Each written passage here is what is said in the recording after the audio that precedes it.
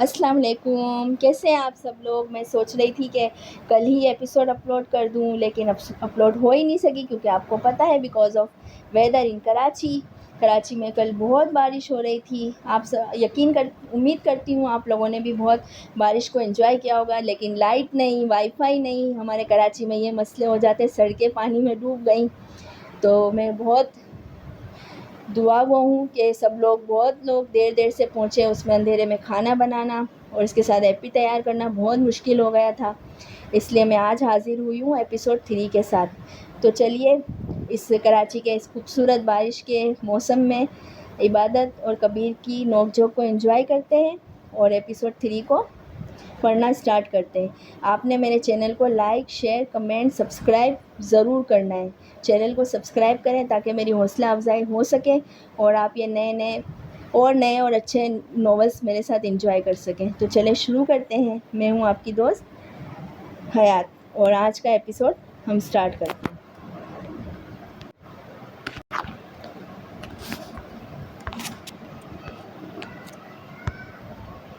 Class ختم ہوتی ہے، سب اسٹوڈنٹس کیفیٹیریا میں آ گئے۔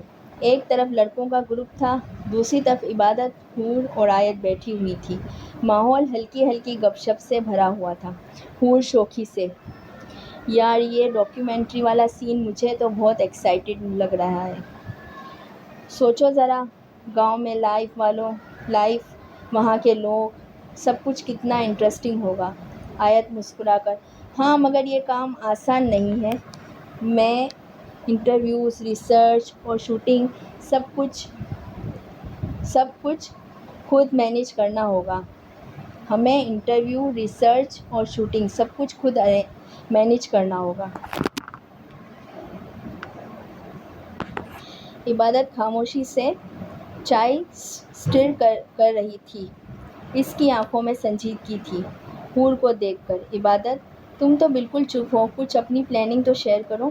عبادت نے ہلکی سی مسکراہٹ دی: عبادت کام کو اگر سنجیدگی سے کیا جائے تو مشکل نہیں رہتا۔ میں کمٹمنٹ ہونی چاہیے۔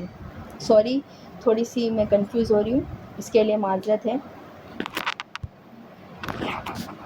اس دوران کبیر، علی اور حماد اپنے گروپ کے ساتھ شور مچاتے ہوئے داخل ہوئے۔ علی سب سے پہلے آواز لگائی: علی، او بھائی، ڈاکیومنٹری بنانے سے پہلے یہ سوچ لو کہ کون ولیج کے اسپائڈر سے ڈرتا ہے، کیونکہ وہاں وائبز بھی ہوں گی۔ سب ہنسنے لگے۔ حماد بس مسکرا رہا تھا، لیکن کبیر سیدھا ایک کرسی گھسیٹ کر ان کے قریب بیٹھ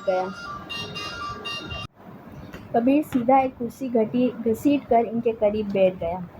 اس کے ہاتھ میں کوک کی بوتل تھی اور انداز ہمیشہ کی طرح ایروگینٹ۔ کبیر طنزیہ لہجے میں عبادت کی طرف دیکھتے ہوئے: تو مس پرفیکٹ میڈم ڈاکیومنٹری میں بھی رول بتائیں گی یا ولیج کے لوگوں کو بھی اپنی لیکچر سنائیں گی؟ عبادت سنجیدگی سے: میں کسی کو رول نہیں بتا رہی، بس اپنا کام بہتر کرنا چاہتی ہوں۔ کبیر مسکرا کر شرارت سے جھک کر: اوہ، مس پرفیکٹ کو صرف بیسٹ چاہیے، لیکن یاد رکھنا گاؤں کے لوگ بھی شاید تمہارے لیکچر کو اتنی ویلیو نہ دیں۔ حور جلدی سے بیچ میں: بس کرو کبیر، ابھی سے لڑائی شروع کر دی تم دونوں نے۔ علی ہنستے ہوئے: ارے یار، یہ دونوں اگر ڈاکیومنٹری میں ساتھ گئے تو کیمراز سے زیادہ اسپارک ریکارڈ ہوں گے۔ سب زور سے ہنس پڑے۔ عبادت نے علی کو گھورا۔ اٹھ کر اپنی ٹرے اٹھائی۔ عبادت مختصر لہجے میں: مجھے کوئی اسپارک نہیں چاہیے، بس کام صحیح ہونا چاہیے، وہ چل دی۔ اور پیچھے کبیر نے کوک کی سپ لیتے ہوئے مسکرا کر کہا: کبیر ہلکی آواز میں: مس پرفیکٹ، تمہارے ساتھ اسپارک تو خود بخود آتے ہیں۔ کلاس روم میں پروفیسر صاحب اسٹوڈنٹ کو ایڈریس کر رہے تھے۔ پروجیکٹر پر شمالی علاقوں کی تصویر چل رہی تھی۔ پروفیسر: جی تو اسٹوڈنٹس، آپ کا پروجیکٹ نیکسٹ اسائنمنٹ ڈاکیومنٹری ہے۔ آپ سب کو گروپ میں ڈیوائڈ کیا جائے گا۔ ہر گروپ کو ناردرن ولیج کی ریسورسز، لائف اور ٹریڈیشنز پر ریسرچ کرنا ہوگی۔ یہ مارکس میں میجر امپیکٹ ڈالے گا۔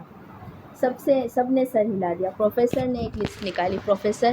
پروفیسر گروپ اے میں ہوں گے عبادت، حور، آیت اور رک کر مسکرائے کبیر چودھری اور کبیر۔ کلاس میں ہلکی سی ہنسی گونجی۔ حور نے فوراً آیت کا ہاتھ پکڑ لیا۔ حور سرگوشی میں۔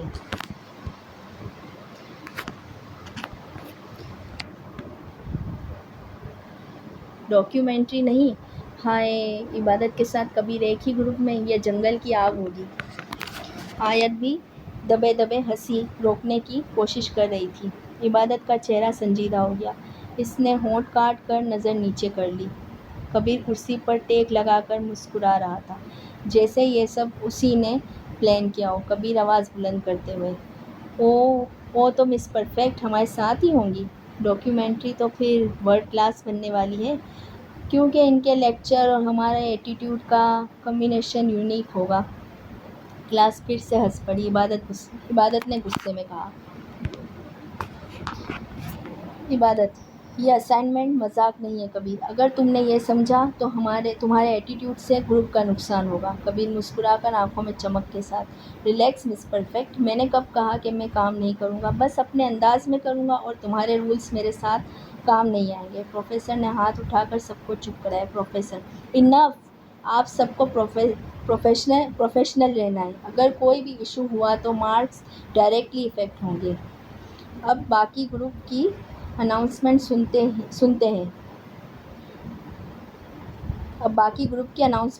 ہیں۔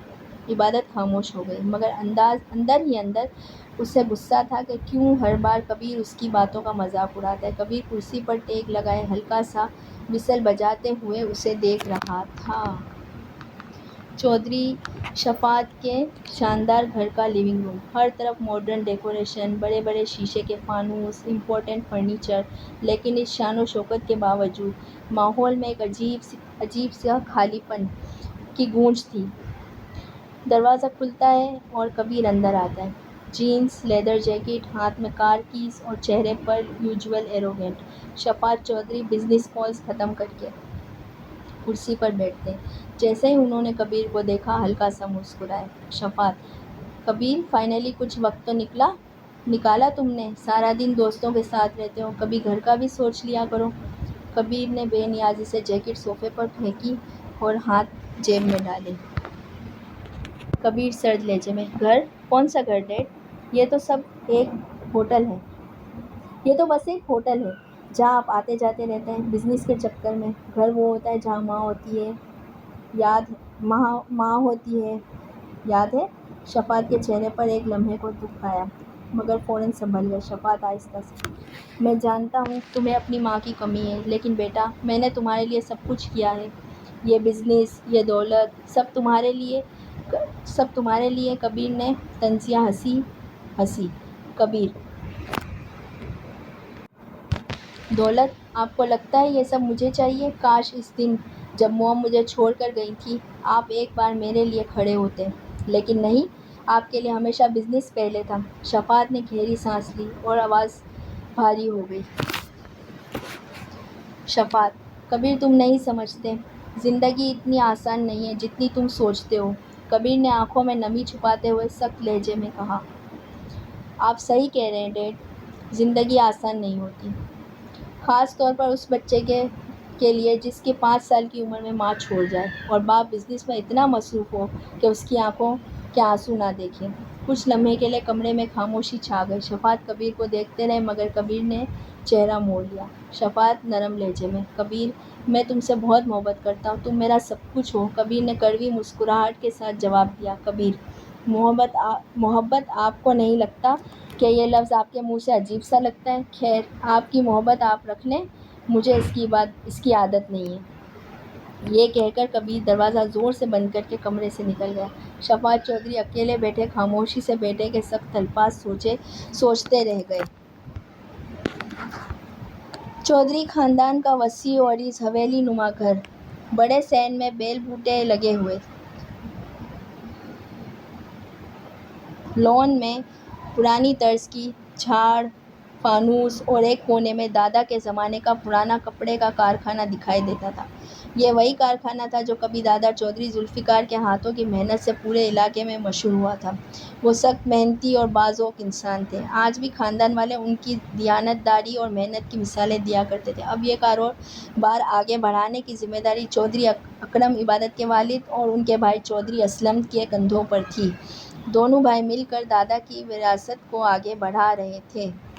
اس وقت اکرم چودھری کام کے سلسلے میں کراچی گئے ہوئے تھے، لیکن بیٹی عبادت پر انہیں بے حد اعتماد تھا۔ رات کا وقت تھا، سب گھر والے کھانے کے دسترخوان پر موجود۔ عبادت حسب عادت سکون سے کھانا کھا رہی تھی جب اسے یونیورسٹی کا اگلے دن کا پلان یاد آیا۔ اس نے دل میں ہمت باندھی اور فوراً والد کو فون ملایا۔ کچھ لمحوں بعد دوسری طرف سے اکرم چودھری کی پرسکون آواز آئی۔ اکرم چودھری فون پر: جی میری گڑیا خیریت ہے؟ عبادت نرمی سے: جی ابو، وہ ایکچولی یونیورسٹی والوں نے ڈاکیومنٹری پروجیکٹ دیا ہے، اس کے لیے باہر جانا پڑے گا ولیج وغیرہ میں، اس لیے آپ سے اجازت لینی تھی۔ چند لمحے کی خاموشی کے بعد اکرم ہنس پڑے: اکرم، میں جانتا ہوں میری بیٹی کبھی کوئی ایسا قدم نہیں اٹھائے گی جو ہمارے خاندان کی روایت کے خلاف ہو۔ تمہیں میری طرف سے پوری اجازت ہے، بس خیال رکھنا اور ہمیشہ دھیان دینا کہ تم اکیلی نہیں ہو۔ عبادت کی آنکھوں میں چمک آ گئی۔ دل ہی دل میں اس نے سوچا کہ واقعی وہ خوش نصیب ہے جسے باپ کا اعتماد حاصل ہے۔ عبادت محبت سے: شکریہ ابو، آپ نے ہمیشہ مجھ پر بھروسہ کیا ہے، میں وعدہ کرتی ہوں آپ کو کبھی مایوس نہیں کروں گی۔ فون بند ہوا تو دادا ذوالفقار جو خاموشی سے یہ سب دیکھ رہے تھے مسکرائے: دادا، بیٹی پر بھروسہ کرنے والے باپ بہت کم دیکھے ہیں۔ میں نے اکرم سے بالکل صحیح کیا۔ اکرم نے بالکل صحیح کیا۔ بیٹی پر بھروسہ کرنے والے بہت کم دیکھے ہیں۔ اکرم نے بالکل صحیح کیا۔ عبادت واقعی اس پر بھروسے کے قابل پورے دسترخوان پر عبادت واقعی بھروسے کے قابل ہے۔ میں معذرت چاہتی ہوں اس رکاوٹ کے لیے۔ پورے دسترخوان پر ایک سکون سا چھا گیا۔ عبادت کے چہرے پر اعتماد اور روشنی کی جھلک نمایاں تھی۔ رات کافی ہو چکی تھی۔ آیت اسائنمنٹ کی کتابیں بند کر کے تھکی ہوئی بستر پر لیٹ گئی۔ دل ہی دل میں دن بھر کی باتیں یاد آ رہی تھیں۔ موبائل پر نوٹیفیکیشن آیا: علی میڈم، پورا دن بزی رہ کر بھی مجھے اگنور کرنا پاسبل ہے کیا؟ آیت نے پڑھ کر ہلکی سی مسکراہٹ دبائی۔ دل دھڑکا مگر فوراً جواب دیا: آیت، میں بزی تھی، اگنور کا ارادہ کبھی نہیں ہوتا۔ چند لمحے بعد رپلائی آیا: شکر ہے، ورنہ سوچ رہا تھا کہ کل سے نوٹ بک کے ساتھ دل بھی واپس مانگنا پڑے گا۔ آیت کا چہرہ سرخ ہو گیا، دل کی دھڑکن تیز۔ آیت: زیادہ فلمی مت بنو، تم بس اپنے نوٹس رکھو۔